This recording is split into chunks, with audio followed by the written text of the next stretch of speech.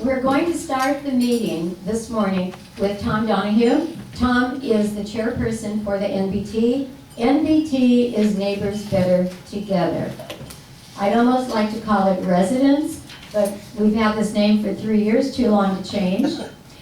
And I want to thank all of the candidates who accepted today. All 8 accepted to be here.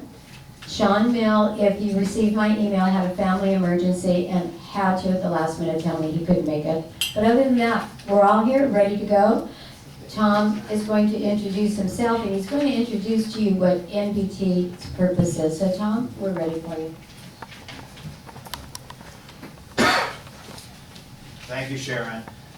Again, my name is Tom Donahue, a Ward 1 resident. First and foremost, I'd like to thank our organizing committee for putting this together, Susan Farney and Sharon Mateja, Linda Baker, excuse me, and Jane Block and others, and Barbara and everybody else that had a hand in this. It's a great feeling when you bring neighbors together and have a conversation. That's kind of what we're having today. This isn't a debate. This isn't a forum. It's a conversation that neighbors want to have with potential candidates and our current elected official in Ward 1 about some of the conversations that are going on in the neighborhood.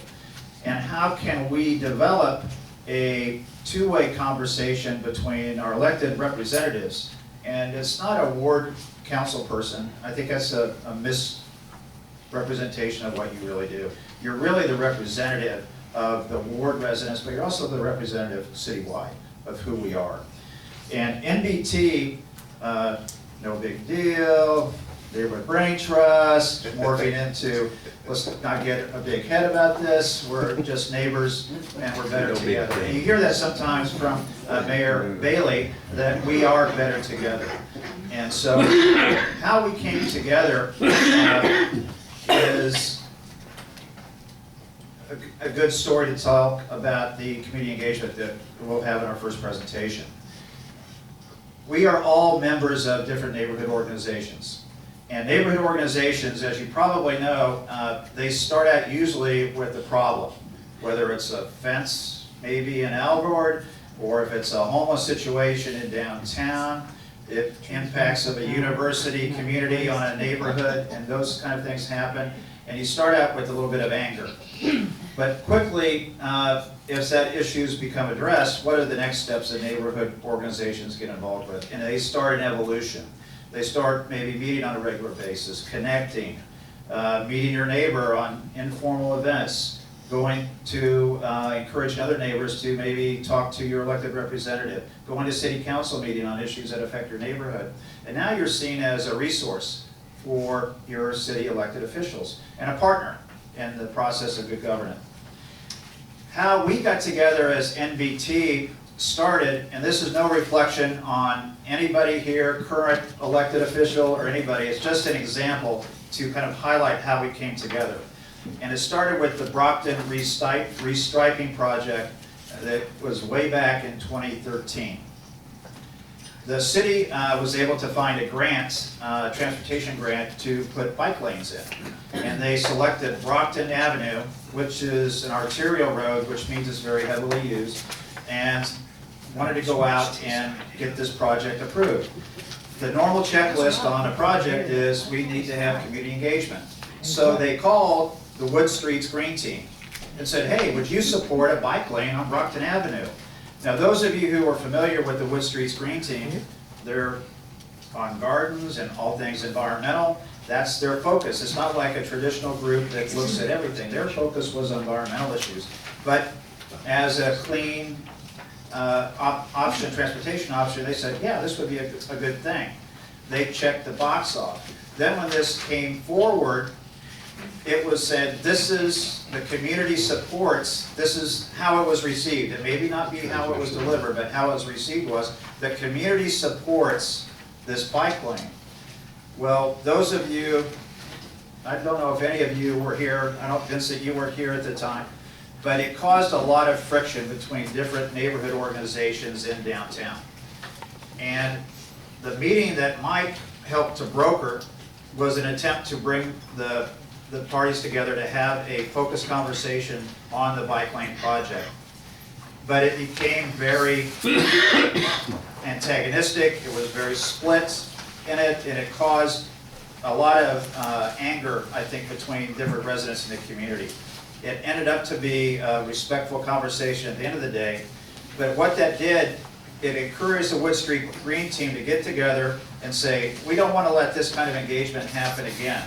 So they met and they contacted others, including myself, who was with Dana at that time, and we put together what happened, and we say, we need to get groups together to talk about these issues, and how can we have a better communication strategy. That was the birth of NBT. I think we started off at Augie's Coffee Shop. It went to Little Green Onions, and due to Sharon's invitation, we're now meeting here. Because it's a private room, it gets a little noisy sometimes in restaurants, so why would a neighborhood group come here? Well, because we got the room for free. And we pay for breakfast, and it's a quiet space, and it's relatively centrally located. And how can we pass up a gracious host like Sharon Mateja for this invitation to be here? So the big thing that we want to work with the candidates is the message that we're looking at in neighborhood groups. And a neighborhood group now has evolved from where it was in 2013. With the advent of the internet and social media, people are meeting online communities. They're doing more events-driven activities and maybe not as much neighborhood organizing and, I wouldn't say raising our torches and pitchforks, but being more active and going to City Hall. But that is something that we want to continue to do, but how do we do it?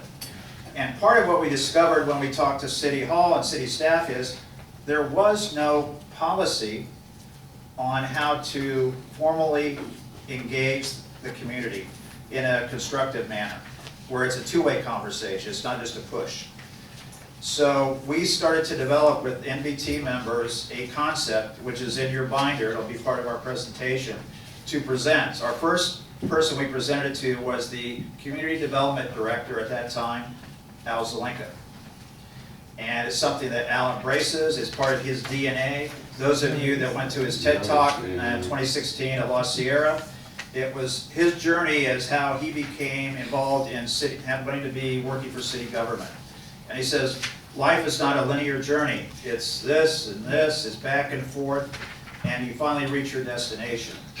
Well, now as city manager, if you see, it used to be on his whiteboard, which is about the size of 2 walls here, community engagement policy is front and center of what he wants to have embedded in city departments. They are actively working on a community engagement policy to develop and to go through. The first step will be to vet it to the community. The second step is take it to government affairs so that they can review it and get some direction, and then develop we're encouraging community partnership at the table, whether it's nonprofits, it's neighborhood groups, it's faith-based organizations, anybody that's organizing, environmental groups, education groups. What do you want to see in an engagement policy, a community engagement policy? And it'll be different for the 10 departments within the city, because each of them have different missions and the way that they engage. And that is the final step, will be for that to go then to the city council to adopt. And the people in this room will be making that decision, because it probably won't go for this council, it'll probably be on the next council's agenda. Because it'll take a while to get this vetted out.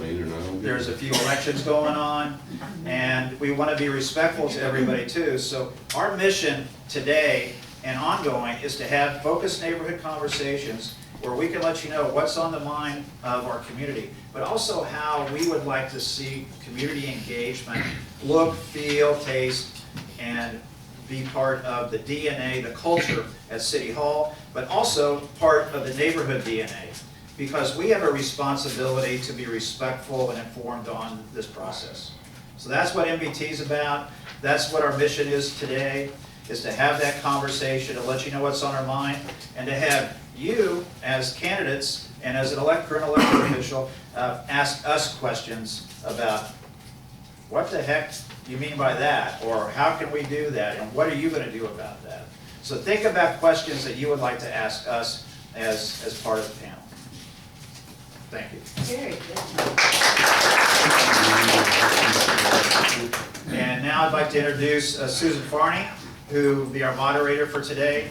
Susan was part of the Wood Streets Green team at that time, as member of All Things Green, as far as the Riverside Food Systems Alliance, and was part of a grant writing team that helped us get a $1 million grant on the north side to put together a teaching farm. $2 million. Three. Almost Three. 1, 2, right here 3. So I'm very bad with math. That's why we're a team. But this is how community engagement and partnership works. City lead grant writer, writes to the community, and got 2 people from the community to help write this grant.